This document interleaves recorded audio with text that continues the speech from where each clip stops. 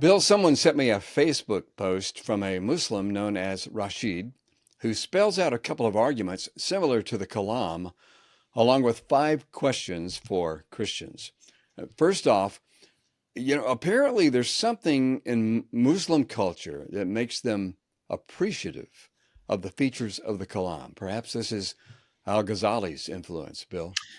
The Kalam argument was very prominent in medieval Islam. That was why I adopted the name Kalam to designate this particular version of the cosmological argument. So there is a long, storied history in Islamic culture and thought of Kalam. And recently, when I was in Turkey, I had the opportunity to speak at an institute of Kalam. It was a sort of Islamic theological seminary. And I spoke on the argument, defended it, and afterwards, one of the professors came up to me and he said, "You are a better proponent of Kalam than our theologians." And I said, "Well, coming from you, that's quite a compliment. Thank you very much." So certainly this is a way of building bridges with Muslims. Here's the first part of the post. And this is a lot of fun here. We've discussed so many illustrations of the Kalam, Bill. I don't know if we've ever discussed this one.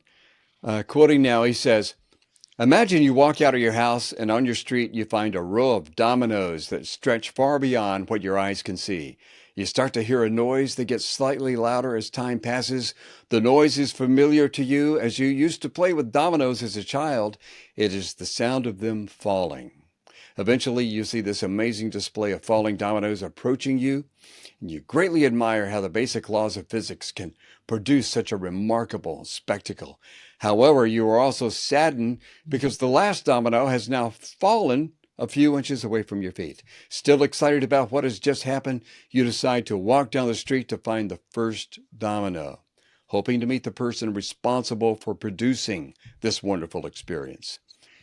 Keeping the above scenario in mind, I want to ask you a few questions, he says. As you walk down the street, will you eventually reach where the chain of dominoes began, or will you keep on walking forever? The obvious response is that you will eventually find the first domino. However, I want to ask you why. The reason you know that you will find the first domino is because you understand that if the domino chain went on forever, the last domino that fell by your feet would never have fallen. An infinite number of dominoes would have to fall before the last domino could fall. Yet an infinite amount of falling dominoes would take an infinite amount of time to fall. In other words, the last domino would never fall. Putting this in simple terms, you know that in order for the last domino to fall, the domino behind must fall prior to it, and for that domino to fall, the domino behind it must fall prior to it. If this went on forever, the last domino would never fall. End of quote. There's yet another illustration, Bill, to add to the arsenal. I don't think we've used the domino illustration. Any changes or additions you'd make to his I illustration? agree with Rashid that the final domino would never fall, but I would issue the correction that that is not the same as saying that it would take an infinite amount of time for that event to happen. I think it's very difficult to see, though, how an infinite amount of time could elapse, any more than how an infinite number of dominoes could fall one domino at a time. Here's the second part of the argument. He says, quoting, sticking with this analogy, I want to ask you another question. Let's say walking down the street, you finally come across the first domino, which led to the falling of the entire chain. What would your thoughts be about the first domino? Would you think this domino fell by itself? In other words, do you think the falling of the first domino can somehow be explained without referring to anything external to it? Clearly not. That runs against the grain of our basic intuition about reality. Nothing really happens on its own. Everything requires an explanation of some sort. So the first domino's fall had to have been triggered by something else, a person, the wind, or a thing hitting it, etc.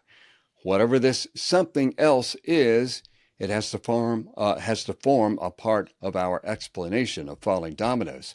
So, to sum up our reflections thus far, neither could the chain of dominoes contain an infinite number of items, nor could the first domino start falling for no reason whatsoever. This above analogy is a summary of the argument from dependency. The universe is somewhat like a row of dominoes. The universe and everything within it is dependent. They cannot depend on something else, which in turn depends on something else forever. The only plausible explanation is that the universe and everything within it has to depend on someone or something whose existence is in some ways independent from the universe and anything else for that matter. Put differently, this thing must not be dependent the way the universe is, because that would just add one more domino to the chain, which would then require an explanation.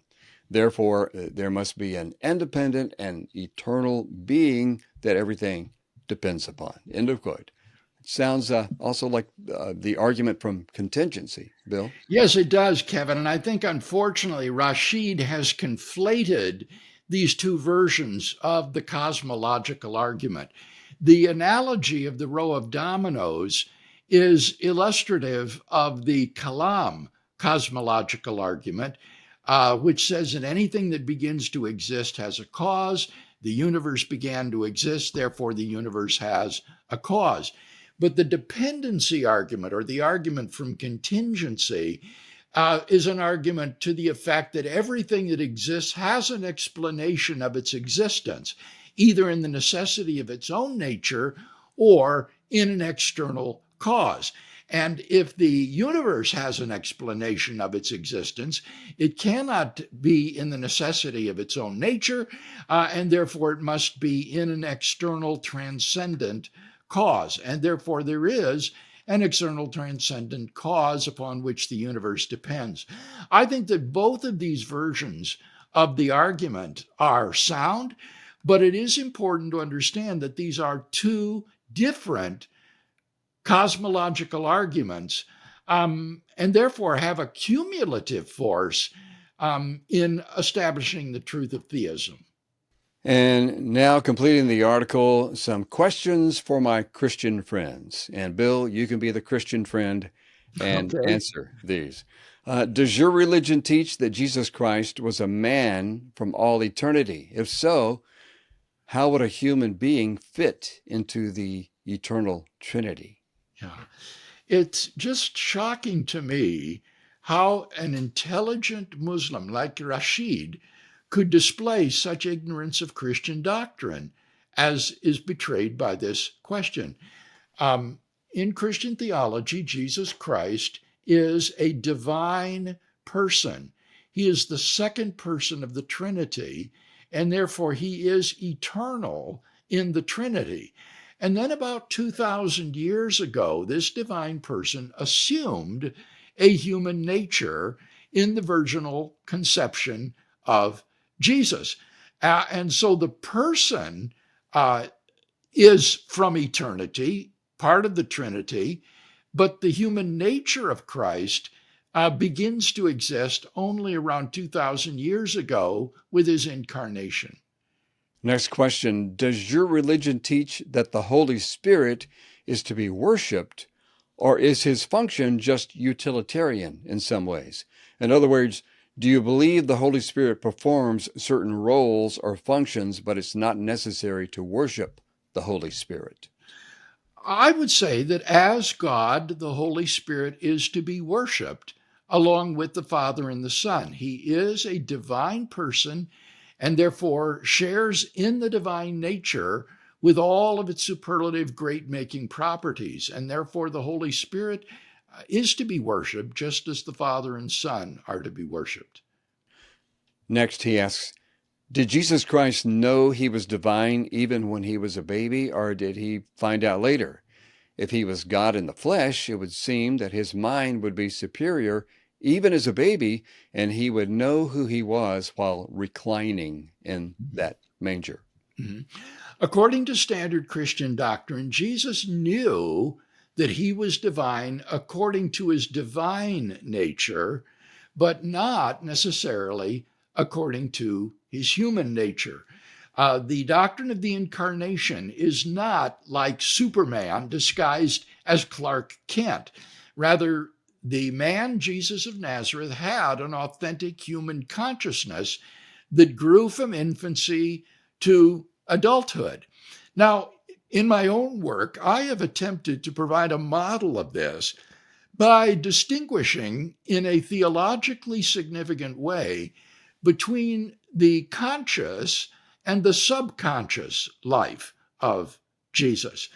We are much more as human persons than our waking consciousness. There are deep springs of our behavior in our subconscious. And we all experience this when, for example, someone's name slips our mind and we say, oh, it was right on the tip of my tongue and I can't bring it back.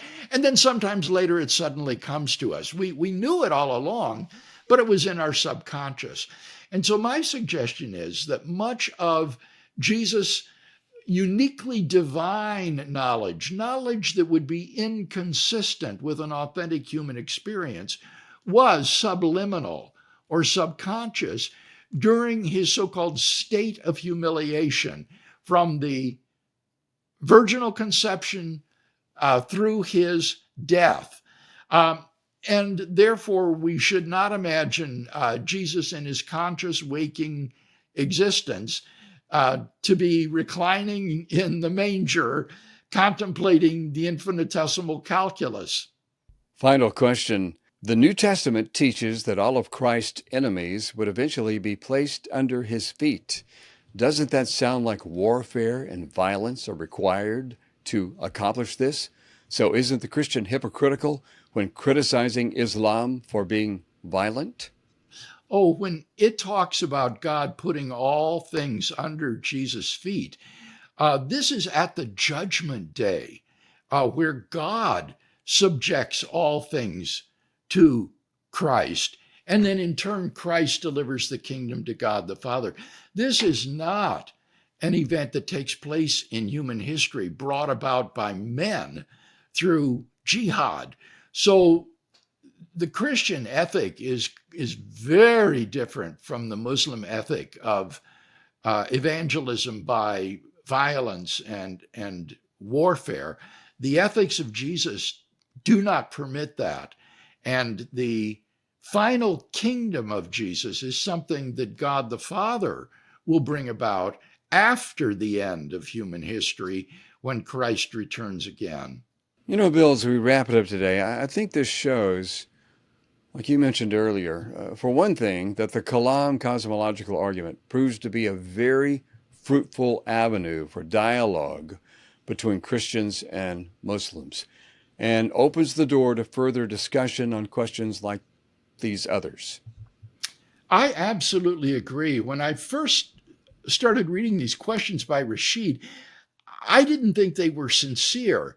I thought these were just the trite sort of objections that you often hear from Muslim apologists. But as I read them, I thought, he really is sincerely asking these questions to be informed about what Christians believe.